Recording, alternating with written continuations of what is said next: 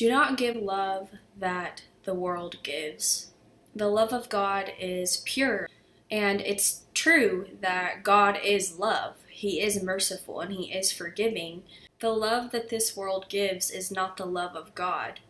To love your neighbor does not mean to accept your neighbor's sin. To love your neighbor means to tell him about the truth of God, the true love of God. In 1 John 4, we can read about the love of God, that God is love. And God loved us so much that He sent His one and only Son. If anyone says, I love God, and hates his brother, he is a liar, for he who does not love his brother whom he has seen cannot love God whom he has not seen.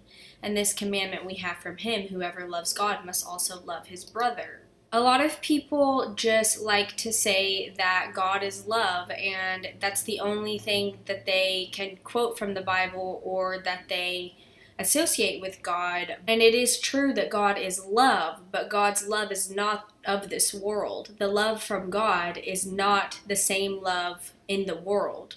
If you just continue reading that passage into 1 John 5, it says this: Everyone who believes that Jesus is the Christ has been born of God, and everyone who loves the Father loves whoever has been born of Him. By this we know that we love the children of God, when we love God and obey His commandments. For this is the love of God, that we keep His commandments, and His commandments are not burdensome, for everyone who has been born of God overcomes this world. So as you can see, to love your neighbor is to tell them the truth, that if they're living in sin, they don't have the love of God in them, because whoever loves God will obey His commandments, because this is the love of God, that we obey His commandments and we keep His commandments.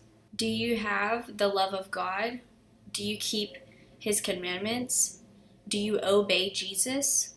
Do you really love your neighbor, or do you just tell them things to appease their flesh?